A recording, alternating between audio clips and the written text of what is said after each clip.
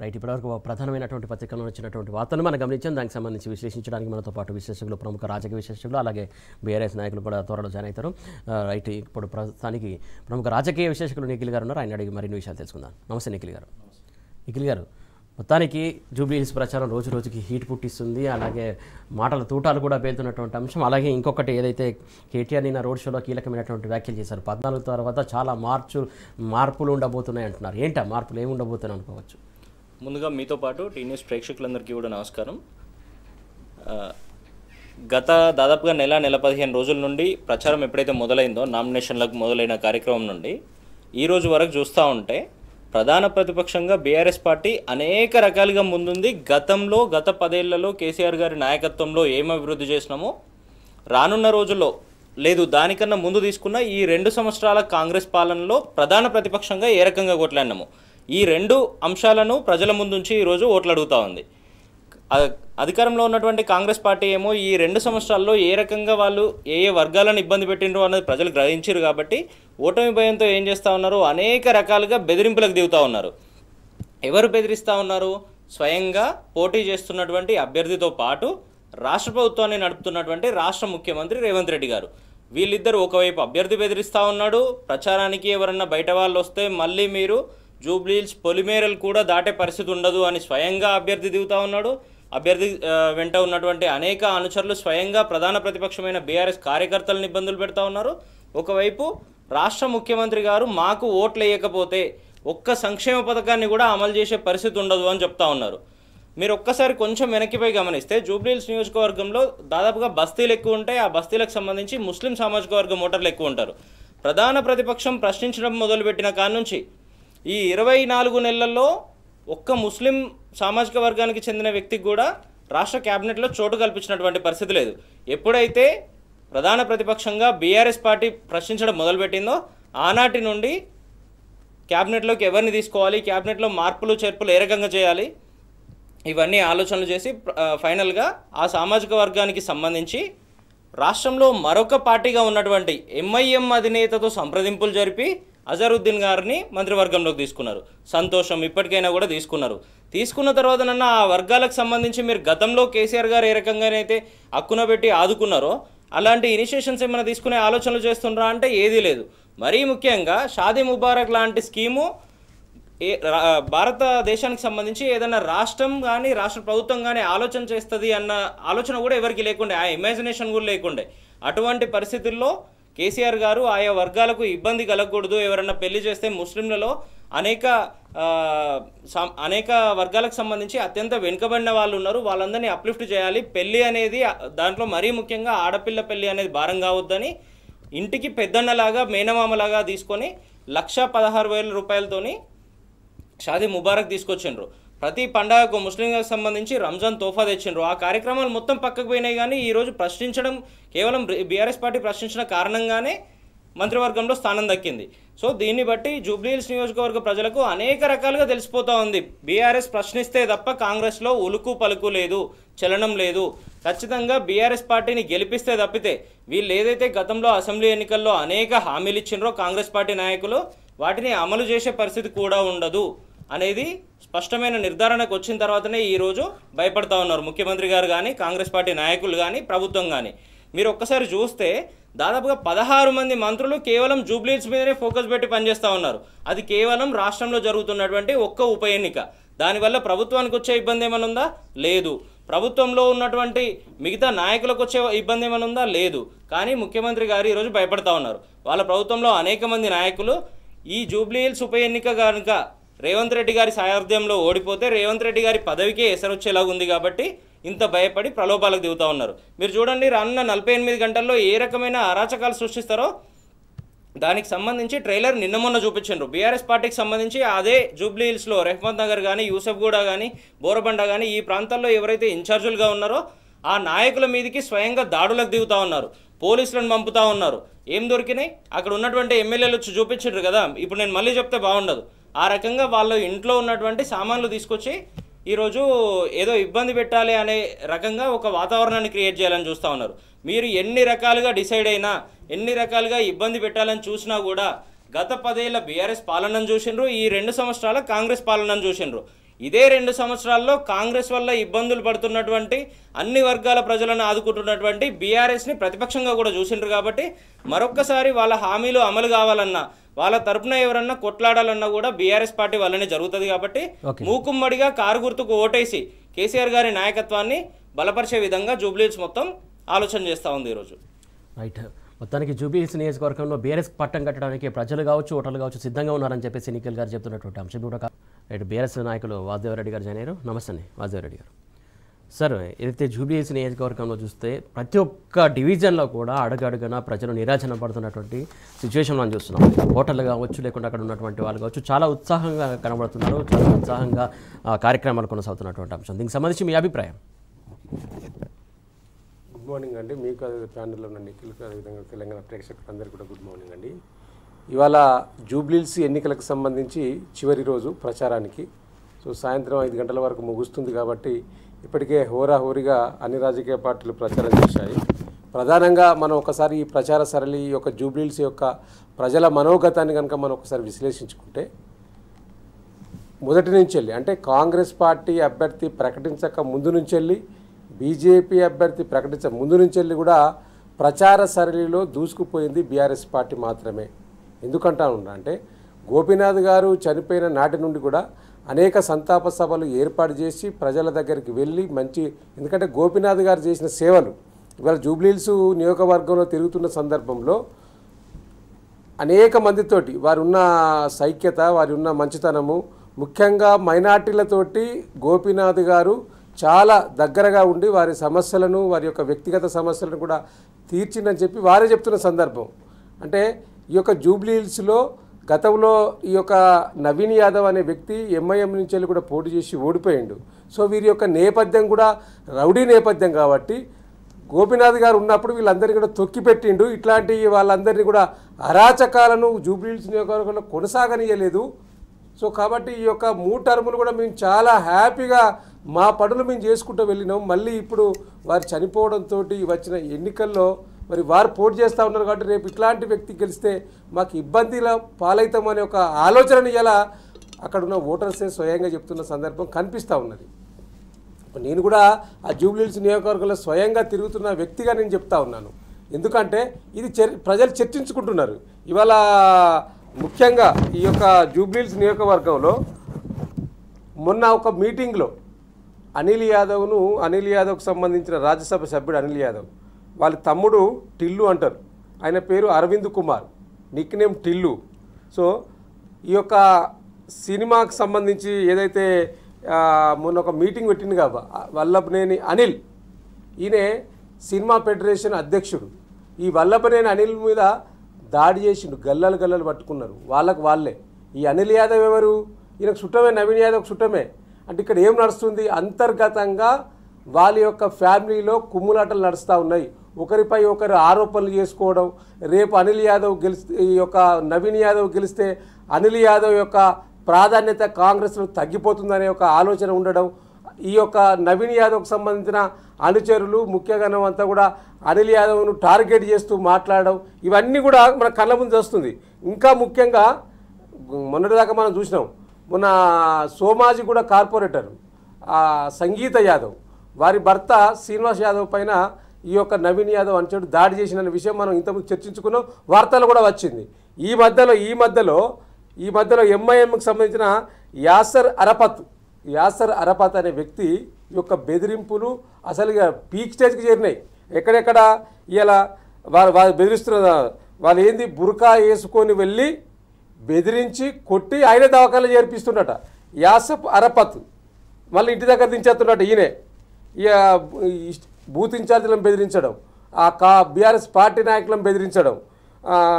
నేను ఇంకొకటి ఏం చెప్తున్నాడు అంటే, నవీన్ యాదవే ధమ్కిలిస్తున్నది ఏంటంటే, నేను ఓడిపోయినా ప్రభుత్వం మాదే ఉన్నది, కాంగ్రెస్ ప్రభుత్వం మాదే ఉన్నది, మీ అంతు చూస్తా, ఎవరెవరైతే ఇప్పుడు బాగా యాక్టివ్గా పనిచేస్తున్నారో ఈ విధంగా జూబ్లీహిల్స్ ఒక ప్రజలు చెప్తున్న సందర్భం ఇదంతా కూడా. నేను కుటుంబ సభ్యులు కూడా ఇంకొక స్టేట్మెంట్ చూస్తున్నాం మనం పేపర్లో. ఏదైతే నవీన్ యాదవ్ తండ్రి చిన్న శ్రీశైలం యాదవ్ కొన్ని వ్యాఖ్యలు చేశారు. రౌడీలు అంటున్నారు, రౌడీలు అంటే మంచోళ్ళు అంట. వాళ్ళు ఐఏఎస్ ఐపీఎస్లు అందరూ కూడా వాళ్ళ దగ్గరికి వచ్చి సెటిల్మెంట్ చేయించుకుంటారని చెప్పేసి ఆయన చేసినటువంటి వ్యాఖ్యలకు సంబంధించి మనం వార్త చూస్తున్నాం. అంటే సురేష్ గారు ఎట్లున్నదంటే ఇలా రేవంత్ రెడ్డి ప్రభుత్వం వచ్చినాక ప్రజాపాలన అని వారు చెప్పుకుంటున్నారు కదా, మరి ప్రజాపాలనలో ప్రజాస్వామ్య ప్రభుత్వంలో మరి ప్రజాప్రతినిధులు ఎందుకు ఇక మొత్తం రౌడీలనే మీరు పెట్టి పెంచండి, పోషించండి వాళ్ళనే. ఇలా వారి తీరు ఎట్లా ఉన్నదంటే వారు మాట్లాడిన తీరు ఇంటర్వ్యూలో మాట్లాడారు కొన్ని ఇంటర్వ్యూలో, ఇలా ఐఏఎస్లు ఐపీఎస్లు లాంటి వాళ్ళు కూడా వారి వ్యక్తిగత పనుల కోసం నా దగ్గరికే వస్తారనే చెప్పే తీరును చూస్తే మరి ఈ డెమోక్రసీలో ఇదంతా వ్యవస్థ ఎందుకు? మరి ఈ కాంగ్రెస్ ప్రభుత్వంలో ఉన్నది కదా, ఇప్పుడు వారే ఉన్నారు కదా, మరి మీరే తీసుకొచ్చి మొత్తం ఎక్కడికక్కడ నియోజకవర్గాల రౌడీలను పెట్టేసేయండి. ఇక దీనికి ఇక ఓటు ఎందుకు? ఇక ఓటు ద్వారా నాయకుడిని ఎన్నుకోవడం ఎందుకు? అంటే ఇంత తెగబడ్డరు, ఇంత బరి తెగించిండ్రు అంటే ఇది దేనికి సంకేతం? రేపు జూబ్లీహిల్స్ నియోజకవర్గంలో అసలు అక్కడ ఎవరైనా బిజినెస్లు చేసుకునే అవకాశం ఉంటుందా? చేసుకున్నా కూడా వీరు ఇచ్చే ధమ్కీలకు వారు ఎన్ని ట్యాక్సీలు పడతాయి వాళ్ళ మీద. ఇప్పటికే ఆర్ఆర్ ట్యాక్సీ రాష్ట్రంలో నడుస్తూ ఉన్నది, రాహుల్ గాంధీ ట్యాక్సీ, రేవంత్ రెడ్డి ట్యాక్సీ, మరో పక్క భట్టి ట్యాక్సీ ఉన్నది, ఉత్తమ్ కుమార్ ట్యాక్సీ ఉన్నది, ఇప్పుడు జూబ్లీహిల్స్లో నవీన్ యాదవ్ ట్యాక్సీ రాబోతుంది కదా రేపు. ఇదే కదా వాళ్ళు ప్రజలు భయపడతా ఉన్న సందర్భం. సో కాబట్టి ఇవాళ ఏంది, ఇలా ఇప్పటికే మేము చాలా సందర్భాల్లో చెప్పినాం, దాదాపుగా 15,000 దొంగ ఓట్లను నమోదు చేసుకున్నాడు.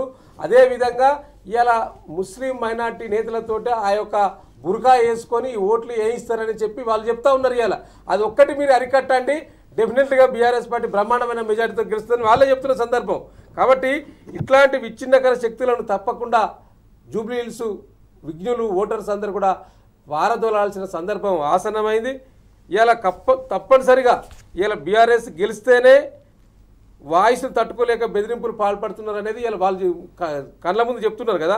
సో ఇట్లాంటి దిగజారుడు బెదిరింపులకు ఎవ్వరు భయపడాల్సిన అవసరం లేదు. తప్పకుండా ఇవాళ కాంగ్రెస్ పార్టీ ఇచ్చిన హామీలు ఏవైతే ఉన్నాయో 6 గ్యారంటీలు, 13 అంశాలు, 420 హామీలు అవన్నీ అమలు కావాలంటే బీఆర్ఎస్ పార్టీ గెలిస్తేనే గల్లబట్టి అడిగే హక్కు ఉంటుంది. కాబట్టి ఆ దిశగా మీరు మా చేతికి కత్తిచ్చి పోరాటం చేయమంటే చేయడానికి మా పార్టీ ఎంత దాకానైనా పోతుంది, పోరాటం చేస్తుంది. ఆ దిశగా జూబ్లీహిల్స్ నియోజకవర్గ ప్రజలు ఆలోచన చేయాల్సిన అవసరం అయితే ఉన్నదని ఈ సందర్భంగా విజ్ఞప్తి చేస్తా ఉన్నాను. నిఖిల్ గారు, ఏదైతే రౌడీ షీటర్ అంటూ ఫైండ్ ఓవర్ చేసినటువంటి సర్కారే ఇప్పుడు ఆయనకి ఏదైతే ప్రజాసేవకుడు అని చెప్పేసి కితాబీ ఇవ్వడం ఏంటి, ఇవన్నీ ఏంటి అనేది ప్రజలు ప్రశ్నిస్తున్నటువంటి అంశం.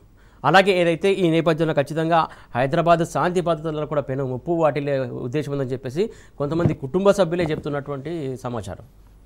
మీరు కొంచెం వెనక్కిపోయి చూస్తే కూడా గతంలో కాంగ్రెస్ పార్టీ అంటేనే రౌడీలను పెంచి పోషించే విధంగా వాళ్ళ కార్యక్రమాలు తీసుకుంటూ ఉండే. ఈ 22-23 నెలలకు సంబంధించి చూస్తే కూడా ఇటువంటి రౌడీలను వీళ్ళు వెంబడేసుకుని తిరుగుతూ ఉన్నారు. కాబట్టి నామినేషన్ కార్యక్రమాలకు కూడా వీళ్ళు ఎవరిని వెంట పెట్టుకొని పోతా ఉన్నారో మనం చూస్తూ ఉన్నాము. ఇవన్నీ జరుగుతూ ఉన్నాయి కాబట్టి క్రైమ్ రేట్ ఈ రకంగా పెరుగుతూ ఉంది. గతంలో ఉన్న 10 ఏళ్లతో కంపేర్ చేసి చూస్తే దాదాపుగా 35-40% పెరిగింది.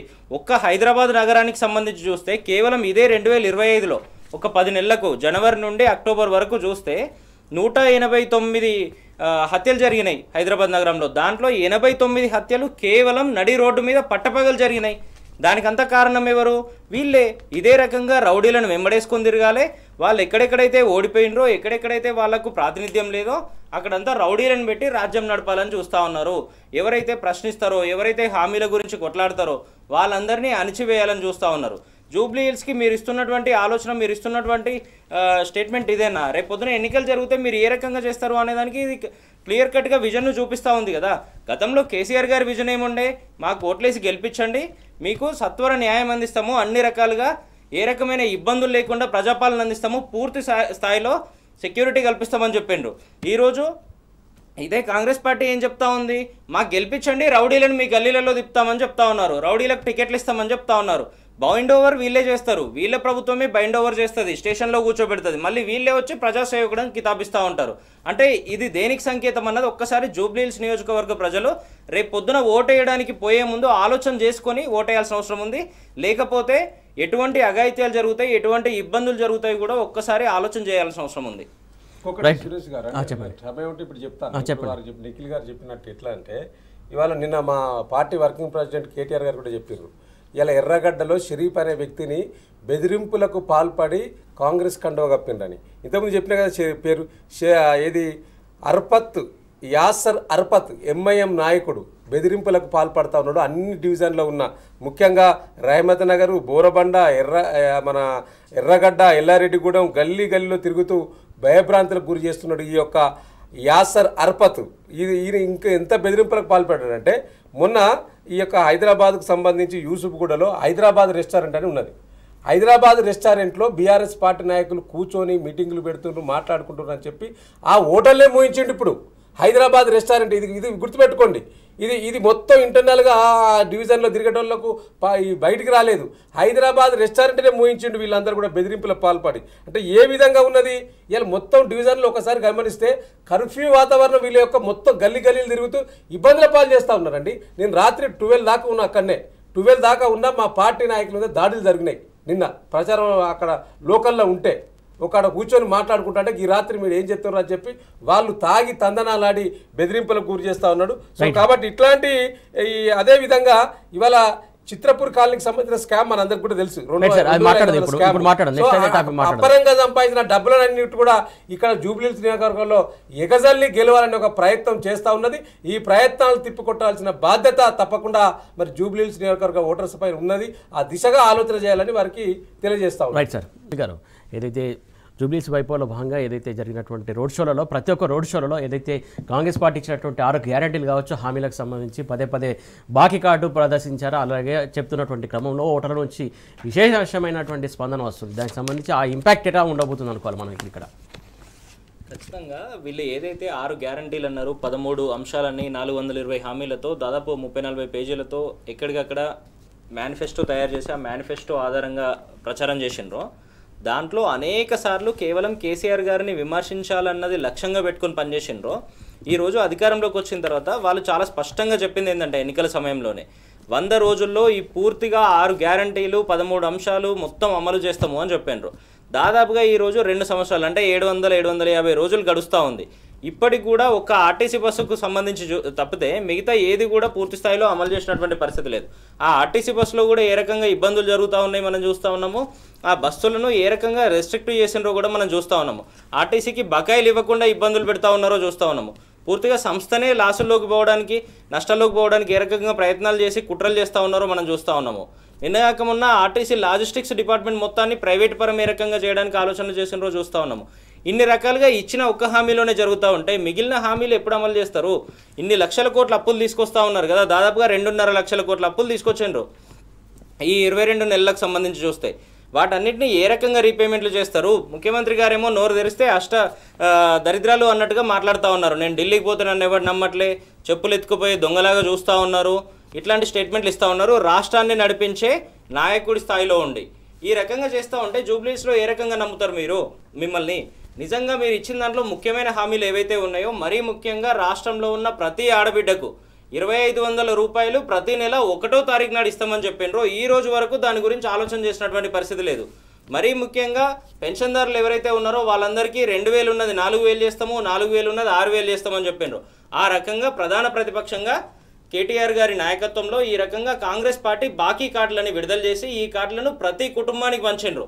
దాంట్లో మరీ ముఖ్యంగా కాంగ్రెస్ వాళ్ళు మీ దగ్గరికి ఓటు అడగడానికి వస్తే ఈ 24 నెలలకు సంబంధించి ప్రతి నెల మీకు ఆ 2500 చొప్పున దాదాపుగా 50-60 వేల రూపాయలు రావాల్సి ఉంది. కాబట్టి అవి ఇచ్చిన తర్వాతనే మీరు ఓట్లు అడగాలి అని చెప్పినటువంటి నాయకుడు కేటీఆర్ గారు. ఈరోజు కేటీఆర్ గారు అడుగుతున్నాయి కొత్త విషయాలు ఏం కాదు కదా. మీరే గతంలో కేవలం ఓట్లు పొందడానికి మాత్రమే ఏ రకంగా మభ్యపెట్టినరో, ఏ రకమైన హామీలు ఇచ్చిండ్రో కేవలం వాటిని మాత్రమే ప్రశ్నిస్తూ ఉన్నారు.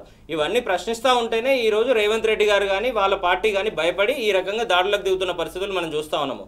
నిన్నగాక మొన్న ముఖ్యమంత్రి గారు చెప్తా ఉన్నారు, ఒక మీడియా మిత్రుడు అడిగిండు స్వయంగా, ఈ ఎన్నికలో గనక మీరు ఓడిపోతే, మీ కాంగ్రెస్ పార్టీ ఓటమి పాలైతే మీ 22-23 నెలల పాలనకు దీన్ని రెఫరెండంగా తీసుకోగలుగుతారా సార్ అని అడిగినరు. లేదు అట్లెట్లుంటుంది, మేము ఒకవేళ ఓడిపోతే దేనివల్ల ఓడిపోయినాము, దాంట్లో ఏమి ఇబ్బందులు జరిగినాయని సమీక్ష చేసుకుంటాం కానీ రెఫరెండం మాత్రం అసలే కాదు అని చెప్తా ఉన్నారు. నిజంగా మీకు దమ్ముంటే ఈరోజు చేయాల్సిందేంది, రెఫరెండంగా తీసుకోండి. కేటీఆర్ గారు చెప్పిండ్రు కదా, గతంలో అనేక సార్లు జూబ్లీహిల్స్ ఎన్నికల టైంలో చెప్పిండ్రు, 2018 అసెంబ్లీ ఎన్నికల టైంలో చెప్పిండ్రు, ఈ ఎన్నికల్లో మేము ఓడిపోతే రెఫరెండం మా పాలనకి అన్నారు, గెలిచి చూపించిండ్రు. ఈరోజు మీకు ఆ నమ్మకం ఎందుకు లేదు? అంటే మీరు ఏం అమలు చేయలేదు కాబట్టి మీకు ఆ నమ్మకం లేదు. స్వయంగా నిన్న పిసిసి అధ్యక్షుడు మహేష్ కుమార్ గౌడ్ గారు ప్రెస్ మీట్ పెట్టిండ్రు. మీడియా మిత్రులు మళ్ళీ అడిగినరు, మీరు ఒకవేళ ఓడిపోతే పరిస్థితి ఏంటి సార్ అని అడిగినరు. అడిగితే తను కూడా ఏం చెప్తా ఉన్నారు, బీఆర్ఎస్ పార్టీ వాళ్ళు ఏమేమో చేయడానికి ఆలోచనలు చేస్తూ ఉన్నారు, వాళ్ళు ఏదన్నా చేసి గెలవాలని ఆలోచనలు చేస్తూ ఉన్నారని చెప్తా ఉన్నారు. అంటే ఓటమి భయం వీళ్ళకి పట్టుకుంది, వ్యవస్థలన్నీ వీళ్ళ చేతిలోనే ఉన్నాయి, అరాచకాలు చేస్తుంది వీళ్ళు, ఇబ్బందులు పెడుతుంది వీళ్ళు. సార్ మీరు ఒకటి అరాచకం అంటే ఒకటి గుర్తుకొస్తుంది ఇక్కడ మన క్లియర్ కట్గా ఈ రోజు వచ్చినటువంటి వార్తలో చూడొచ్చు పేపర్లో, ఏదైతే ఓటుకు కాంగ్రెస్ ఓటు అంటూ కూడా ఏదైతే ఓటర్లకు డబ్బులు పంచుతున్నటువంటి ఫోటో ఐటమ్ క్లియర్గా మనం చూస్తున్నాం. ఏదైతే బోరబండ సైడ్ 3 అంబేద్కర్ నగర్లో ఓటర్లకు యథేచ్ఛగా డబ్బులు పంపిణీ చేసినటువంటి కాంగ్రెస్ నాయకులు అంటూ ఆల్రెడీ వీళ్ళు ఓటర్లను మభ్యపెట్టేందుకు ఇలా ప్రయత్నాలు షురు అయినట్టేనా? కేవలం డబ్బులు మాత్రమే కాదు, మీరు అన్నట్టుగా నిన్నటి నుంచి అనేక వీడియోలు సోషల్ మీడియాలో సర్క్యులేట్ అవుతూ ఉన్నాయి. దాని మీద కాంగ్రెస్ గుర్తుకు సంబంధించిన స్టిక్కర్ వేసి, చెయ్యి గుర్తు స్టిక్కర్ వేసి కూడా పంచుతున్నటువంటి పరిస్థితులు చూస్తూ ఉన్నాము. ఈ రోజుకి ప్రచారం అయిపోతుంది కాబట్టి రానున్న 48 గంటల పాటు వీళ్ళు ఇదే పని పూర్తి స్థాయిలో చేస్తారనేది కూడా ఈరోజు రాష్ట్రమంతా చర్చ జరుగుతూ ఉంది. దాంతోపాటు ఏం చేస్తూ ఉన్నారు, ఇన్ని రోజుల నుండి వీళ్ళు బతుకమ్మ చీరల గురించి కనీసం ఆలోచన చేసినటువంటి పరిస్థితి లేదు. గతంలో కేసీఆర్ గారు ఏం చేసిండ్రు, బతుకమ్మ పండుగ వస్తే చాలు మనం రాష్ట్రంలో ఉన్నటువంటి మహిళలందరికీ, ప్రతి మహిళకు రాష్ట్ర ప్రభుత్వం తరపునే చీర గిఫ్ట్గా ఇద్దాము అని బతుకమ్మ చీరల కాన్సెప్ట్ తీసుకొచ్చి సక్సెస్ఫుల్గా ప్రతిసారి పంచినటువంటి పరిస్థితులు మనం చూసినాము. ఈ ప్రభుత్వం వచ్చిన తర్వాత అది పక్కకు పోయింది. కేవలం ఈరోజు జూబ్లీహిల్స్లో ఎన్నికలు జరుగుతూ ఉన్నాయి కాబట్టి వాళ్ళ పార్టీకి సంబంధించి వాళ్ళ ప్రభుత్వంలో ఈరోజు ఒక కార్పొరేషన్ చైర్మన్గా ఉన్నటువంటి మహిళను తీసుకొచ్చి నిన్న జూబ్లీహిల్స్ నియోజకవర్గ ప్రాంతంలో మాత్రమే, రాష్ట్రంలో ఎక్కడా లేకుండా ఓన్లీ ఎన్నికలు ఉన్నాయి కాబట్టి జూబ్లీహిల్స్లో మాత్రమే ఈ చీరలు పంచే కార్యక్రమాన్ని, మగవాళ్లకు దోతీలు ఇవన్నీ అంటాం కదా మనము, పంచలు ఇవి పంచే కార్యక్రమాన్ని, టవల్స్ పంచే కార్యక్రమాన్ని ముందటేసుకున్నారు. ఈ బతుకమ్మ చీరల ఆలోచన మీకు ఇన్ని రోజుల నుండి ఎందుకు రాలేదు? ఈ డబ్బులు మీరు నిజంగా మీరు ఎన్నికల టైంలో ఇచ్చిన హామీలు అమలు చేస్తే ఈరోజు డబ్బులు పంచాల్సిన అవసరం ఏమొస్తుండే? మీరు పరిపాలన సరిగ్గా చేయలేరు కాబట్టి, అన్ని విధ్వంసాలు మాత్రమే సృష్టిస్తూ పోయినారు కాబట్టి, పేదలు బడుగు బలహీన వర్గాల ఇళ్ళన్నీ హైడ్రా అనే పేరు పెట్టి ఇంకో పేర్లు పెట్టి కూల్చేసే ఆలోచనలు చేసినారు కాబట్టి జూబ్లీహిల్స్ ప్రజలంతా ఈరోజు ప్రధాన ప్రతిపక్షంగా బీఆర్ఎస్ కోట్లు వేయడానికి సిద్ధమైంది, మిమ్మల్ని బొందబెట్టడానికి సిద్ధమైంది అన్నది వీళ్ళు గమనించుకుంటే మంచిది. ఈ రోజుకైనా వాసవిరెడ్డి గారు ఇంత యథేచ్ఛగా ఇంత ఓపెన్గా ఓటర్ లిస్టు పట్టుకొని మరి డబ్బులు పంచుతున్నారు, ఇంకా నిఖిల్ గారు చెప్పినట్టు కొన్ని గిఫ్ట్ కూడా ఇస్తున్నట్టు చూస్తున్నారు. కాకపోతే ఈసీ ఏం చేస్తుంది, క్షుణ్ణంగా చూడాల్సినటువంటి బాధ్యత ఈసీకి లేదా? ఆల్రెడీ బీఆర్ఎస్ తరఫున ఏదైతే జరుగుతున్నటువంటి అక్రమాలు కావచ్చు, దొంగ ఓటర్ లిస్టులు కావచ్చు, దీనికి సంబంధించి అన్నింటికి సంబంధించి ఈసీకి కూడా కంప్లైంట్ చేసినటువంటి సందర్భం మనం చూస్తున్నాం. దీనిపైన ఈసీ రియాక్షన్ ఎలా ఉంటుంది అనుకోవచ్చు? అసలు వీళ్ళ నాయకుడే ఓటుకు నోటు దొంగ, రాష్ట్ర ముఖ్యమంత్రి రేవంత్ రెడ్డి. ఆయన కూడా అంతే కదా, ప్రభుత్వాన్ని బడగొట్టాలని ఆనాడు ఒక ఎమ్మెల్యేను నోట్లతో కొనాలని ప్రయత్నం చేసిండు. అట్లనే వారి పార్టీ కూడా, వారి నాయకత్వం కూడా ఇప్పుడు ఓటమి భయం పట్టుకున్నది కాబట్టి జూబ్లీహిల్స్ నియోజకవర్గంలో ఎక్కడెక్కడైతే వారికి టైట్ ఉన్నదో, ఎక్కడెక్కడైతే ఓట్లు పడవని వారికి ఇంటెలిజెన్స్ సర్వే తెప్పించారు. ఫోటో కాదండి, ఫోటో అయితే మార్పింగ్ చేసినామని అనుకోవచ్చు. అక్కడ చూడండి, విజువల్స్లో క్లియర్గా చూడండి, క్లియర్గా చూడండి. అదైతే వీడియో అయితే మార్పింగ్ కాదు కదా, ఫోటో అయితే మార్పింగ్ చేస్తారని ఆరోపణలు చేస్తారేమో కానీ వీడియోలో క్లియర్ కట్గా చూస్తున్నాం, పంచుతున్నది, కౌంట్ చేస్తున్నది, ఓటర్ లిస్ట్ క్లియర్గా చూస్తున్నాం. చూడండి, ఓటర్ లిస్ట్ పట్టుకొని పంచుతున్నట్టు స్వయంగా కనబడుతుంది కదా మన కళ్ళ ముందు వీడియోలో. ఇలా ఒక్కొక్క ఓటుకు 5,000 నుంచి వెళ్ళి 8,000 రూపాయలు ఇస్తున్నారండి కాంగ్రెస్ పార్టీ. ఎందుకు అంటే వాళ్ళకు ఓటమి భయం పట్టుకున్నది. ఇప్పుడు కొన్ని ఏరియాస్లో, బోరబండ లాంటి ఏరియాస్లో 5,000, రహమత్ నగర్ దాంట్లో 8,000, అంటే ఈ ముఖ్యంగా యూసుఫ్ కూడా డివిజన్లో కూడా 8,000 రూపాయలు ఇస్తున్నారు ఒక్కొక్క ఓటుకు. ఇలా ప్రజలు కూడా ఏం భావిస్తున్నారు, ఓటర్లు కూడా ఏం భావిస్తున్నారు అంటే, ఇలా మాకు బాకీ పడ్డది, బాకీ కార్డు మనం ఇప్పటికే మనం రిలీజ్ చేసినాం కదా, ఒక్కొక్క ఆడబిడ్డకి ఎంత బాకీ పడ్డది, ఒక్కొక్క వృద్ధులకు ఎంత బాకీ పడ్డారు, 46,000 బాకీ ఉన్నది, 23 నెలలు అవుతా ఉన్నది. 23 నెలల్లో 46,000 బాకీలో అలా 6,000 వస్తాయి, ఇంక 20,000 బాకీ ఉన్నది. వాళ్ళే అంటున్నారు ఇలా డెఫినెట్గా పైసలు తీసుకుంటాం, ఓటు మాత్రం బీఆర్ఎస్కి వేస్తామని మరి తీసుకున్న వాళ్ళు చెప్తా ఉన్న సందర్భంలో బయటకు వచ్చినాక, ఇది మరి డబ్బులు తీసుకున్నారు మీరు బీఆర్ఎస్కి వేయరా, మరి ఇలా ఇట్టే డబ్బులు తీసుకుంటే ఇచ్చిన హామీలు ఏమి నెరవేర్చడు, ఇలా 6 గ్యారంటీలు అని చెప్పిండు, 100 రోజుల్లో అమలు చేస్తా అన్నాడు.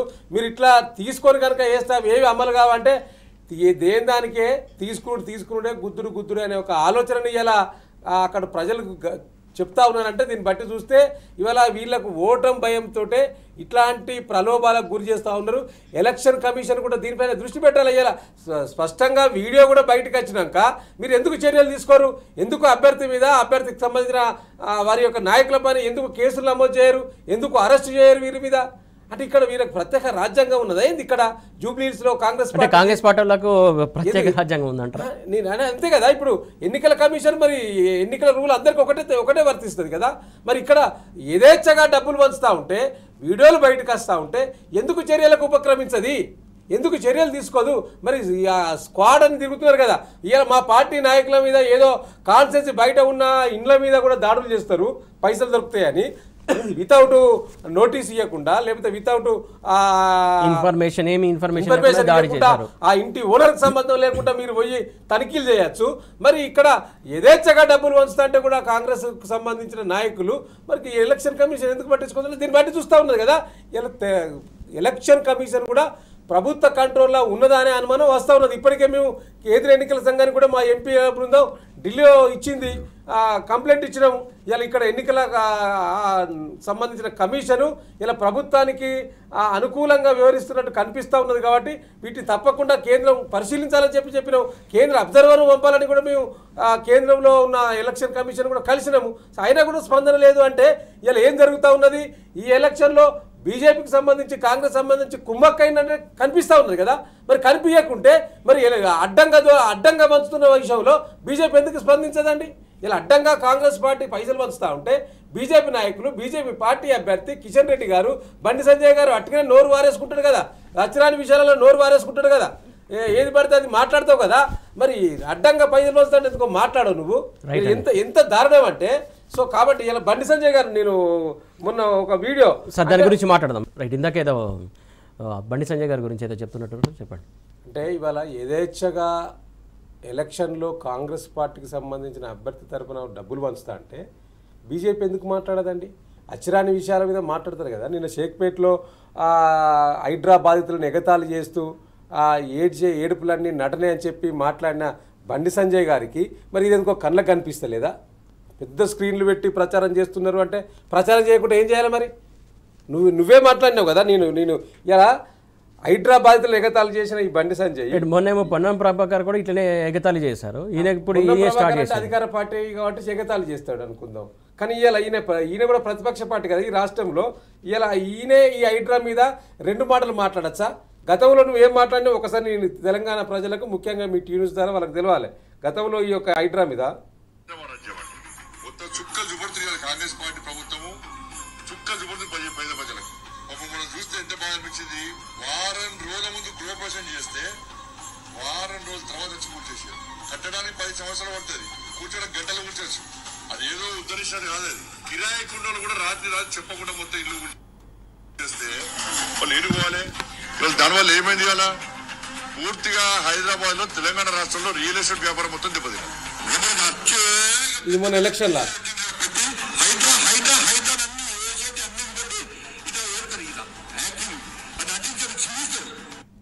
అంటే చూడండి. అంటే ఎవరి కోసం నువ్వు ఎన్నికల ప్రచారం చేస్తున్నావు బండి సంజయ్ గారు? ఎవరి ప్రయోజనాల కోసం మాట్లాడుతున్నావు ఈ మాటలు? నీ బీజేపీ నాయకత్వం మీ కిషన్ రెడ్డి నిద్ర చేస్తాడు, హైదరాబాద్లను కాపాడాలని చెప్పి వారి ఇళ్లలో పోయి నిద్ర చేస్తాడు. మీ యొక్క ఈటల రాజేందర్ గారు హైదరాబాద్ల ధర్నాలలో పోయి సంఘీభావం తెలుపుతాడు. నువ్వు చివరికి నువ్వు కూడా మాట్లాడినావు కదా హైదరాబాద్ల గురించి. మరి ఇలా ఎలక్షన్ రాగానే కాంగ్రెస్ పార్టీని ఎండగట్టాల్సింది పోయి, హైదరాబాద్ తరఫున మాట్లాడాల్సింది పోయి, బీఆర్ఎస్ పార్టీ స్క్రీన్లు పెట్టి హైడ్రా బాధితులకు ఈ విధంగా ఇబ్బంది పడుతుందని చెప్తే మా కేటీఆర్ గారి పైన ఇష్టం వచ్చినట్టు మాట్లాడటమే కాకుండా ఇలా హైడ్రా బాధితులను కూడా ఏలన చేస్తూ దొంగ ఏడుపులు నడనని చెప్పి మాట్లాడడం ఏదైతే ఉందో ఇంతకన్నా సిగ్గుమాలిన చర్య, ఇంతకన్నా సిగ్గుచేటు ఏ నాయకుడు మాట్లాడారు ఇట్లాంటి? ఇది కళ్ళ ముందు కనిపిస్తున్నది కదా. అంటే మీరు ఎవరి కోసం తిరుగుతున్నారు ఈ యొక్క నియోజకవర్గంలో? ఎవరిని గెలిపించడానికి మీ యొక్క ప్రయత్నాలు జరుగుతున్నాయి ఈ యొక్క నియోజకవర్గంలో?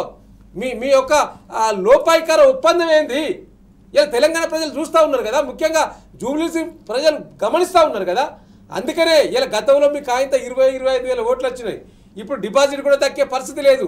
ఇలా బీజేపీకి వేయాలనుకున్న వైశ్యులు, మార్వాడీసు, అనేక మంది బీజేపీకి సంబంధించిన శ్రేణులు ఎవరైతే ఉన్నారో వారే అంటున్నారు స్వయంగా, మా ఓటు మురిగిపోయినట్టే వేస్తే బీజేపీకి, ఆ ఓటు కనీసం బీఆర్ఎస్కి ఎత్తారన్నా గట్టిగా కొట్లాడుతుంది కాంగ్రెస్, మా శత్రువు కాంగ్రెస్, కానీ మా నాయకులు లోపాయికార ఒప్పందం పెట్టుకున్నారు, మా ఓట్లు తప్పకుండా బీఆర్ఎస్కి ఎత్తాం అంటే వారికి వస్తాయి అనుకున్న 10-15 వేల ఓట్లు కూడా రేపు రాకుండా అందులో సగం కూడా బీఆర్ఎస్కు వేయబోతా ఉన్నారు. ఎందుకంటే మీ యొక్క లోపాయికార ఒప్పందాలు కనిపిస్తూ ఉన్నాయి కదా. స్వయంగా ప్రచారంలోనే మీరు ఈ తీరుగా మాట్లాడితే ఇక మీరు ఈ అన్ని విషయాల పట్ల మొదటి నుంచి మేము ప్రశ్నించే తీరుగా మీరు ప్రశ్నిస్తలేరు. 6 గ్యారెంటీల గురించి ఎక్కడ ప్రచారంలో మాట్లాడుతున్నాడా? నేను షేక్పేట డివిజన్లో హిందూ ముస్లిం గురించి మాట్లాడుతూ ఉన్నాడు. ముస్లింలు రెచ్చగొట్టాలి, హిందువుల ఓట్లు పడేసుకోవాలి. ఎంతసేపు మతాలను రెచ్చగొట్టి ఓట్లను దండుకోవాలనే ప్రయత్నం తప్పితే మరి అభివృద్ధిలో గిన్ని హామీలు ఇచ్చినాయి, ఏ హామీ నెరవేర్చలేదు కాంగ్రెస్ పార్టీ. మీరు వేయకండి దానికని చెప్పే సంస్కారం లేదా బీజేపీకి? అంటే ఈ విధంగా ఆలోచన చేస్తూ వీరు లోపాయికార ఒప్పందాలు పెట్టుకొని బీఆర్ఎస్ను ఇక్కడ ఓడగొట్టాలి. మీది యొక్క జేజమ్మల తరం కూడా కాదు. ఇక్కడ జూబ్లీహిల్స్లో ఆల్రెడీ గెలిచిపోయిన బ్రహ్మాండమైన మెజార్టీతో జూబ్లీహిల్స్లో మాగంటి సునీత గారు గెలవబోతా ఉన్నారు. ఇలా తప్పకుండా గత బీఆర్ఎస్ 10 సంవత్సరాల పరిపాలన, ఈ యొక్క 2 సంవత్సరాల పాలనను వ్యత్యాసం గమనిస్తూ ఉన్నారు ప్రజలు. తప్పకుండా ఇవాళ గతంలో అభివృద్ధి సంక్షేమం ఒకవైపు కేసీఆర్ నాయకత్వంలో ఈ యొక్క రాష్ట్రంలో ముఖ్యంగా హైదరాబాద్లో జరిగితే ఇవాళ మొత్తం కూడా డిమాలిషన్ జరుగుతూ ఉన్నది ఈ యొక్క హైదరాబాద్ నగరంలో అనేది ప్రజలు చూస్తూ ఉన్నారు కదా. ఆ డిమాలిషన్ చేయడం వల్ల నువ్వే అన్నావు కదా, రియల్ ఎస్టేట్ పడిపోయింది, మొత్తము ఈ యొక్క అభివృద్ధి మొత్తం కుంటుపడిందని నువ్వే చెప్పినావు. బీజేపీ నాయకుడే చెప్పిండు కదా. ఇలా ప్రజలు కూడా అదే భావిస్తూ ఉన్నారు కదా. ఇలా హైదరాబాద్లో బ్రహ్మాండమైన అభివృద్ధి జరిగింది కాబట్టే కాంగ్రెస్ ఒక్క సీటు కూడా గెలవలేదు ఇలా అంటున్నారు కదా. ఇలా మీకు కంటోన్మెంట్లో మన ఉప ఎన్నికలు గెలిచినాం, ఇక్కడ కూడా గెలుస్తామని కాంగ్రెస్ అంటా ఉన్నది. ఇలా అమ్మ కన్నం పెట్టినాడట, చిన్నమ్మకు బంగారు గదులు కొనిస్తానట. ఇలా అట్టే ఉన్నది వీళ్ళ తీరు. కంటోన్మెంట్ లో గెలిచిన కాంగ్రెస్ లో ₹1 అభివృద్ధి జరగలేదు. జూబ్లీహిల్స్ నియోజకవర్గానికి వచ్చి అభివృద్ధి చేస్తామంటే కాంగ్రెస్ పార్టీని ఎందుకు నమ్మాలి? ఎందుకు నమ్మి మిమ్మల్ని ఓటేయాలి? ఒక్కో ఓటేస్తేనే కింద మోసం చేసిండు కదా. రేపు మళ్ళా ఓటేస్తే మొత్తం ఖతం చేసి పడేసే కార్యక్రమం ఇలా కాంగ్రెస్ పార్టీ ఆలోచన ఉంటుంది. కాబట్టి తప్పకుండా విఘ్నులైన ఓటర్సు మరి బీఆర్ఎస్ పార్టీకి అభ్యర్థి మాగంటి సునీతకు ఓటేసి గెలిపించాలనే ఆలోచనలో వారు ఉన్నట్టు స్పష్టంగా తేలిపోతా ఉన్నది.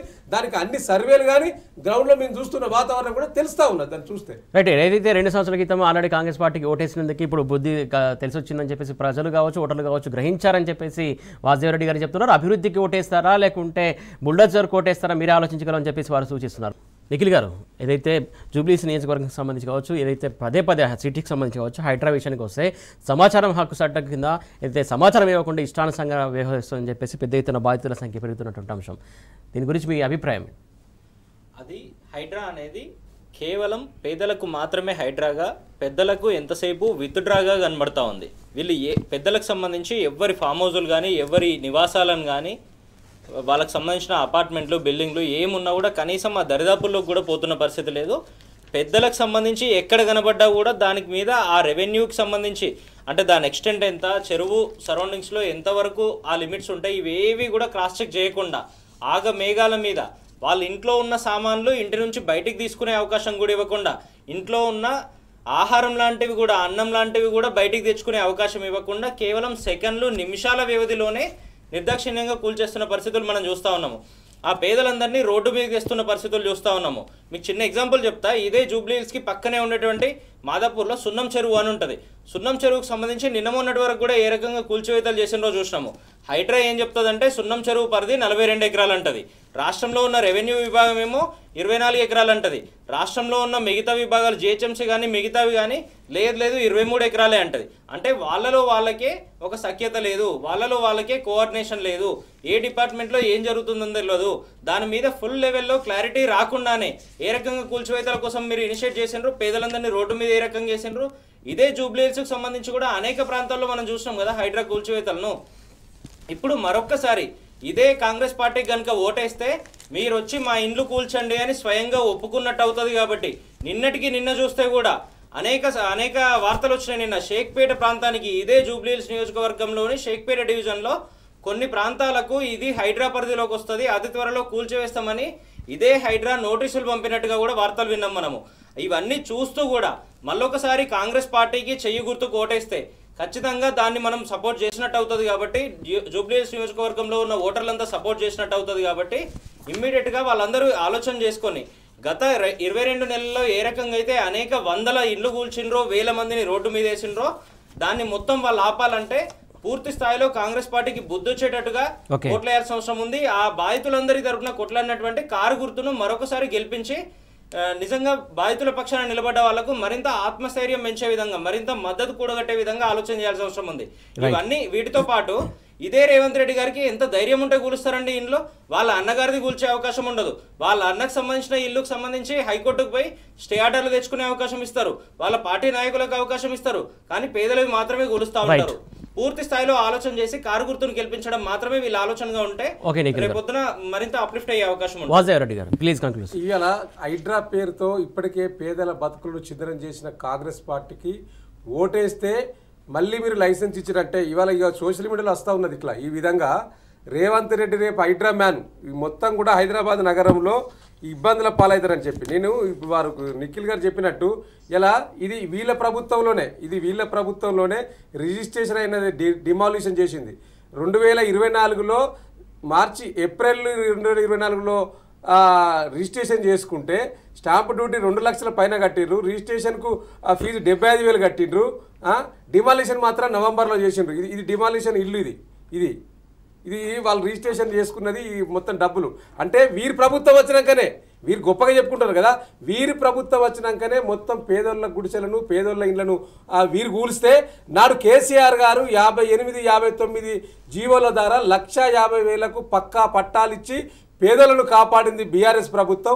నేడు పేదోళ్లను ఉసురు తీసుకుంటున్నది కాంగ్రెస్ ప్రభుత్వం. కాబట్టి ఈ ఎన్నికల్లో తప్పకుండా మీరు కారుకు బుల్డోజర్కు జరుగుతున్న ఎన్నికల్లో కారు గుర్తుకు ఓటేసి మీకు అండగా బీఆర్ఎస్ పార్టీ ఉంటుంది, ఎంతవరకైనా తెగిస్తుంది, కొట్లాడుతుంది. ఆ దిశగా ఆలోచన చేసి బస్తీవాసులంతా కూడా మరి కారు గుర్తును గెలిపించాలని మీ ట్యూన్స్ ద్వారా విజ్ఞప్తి చేస్తా ఉన్నాను.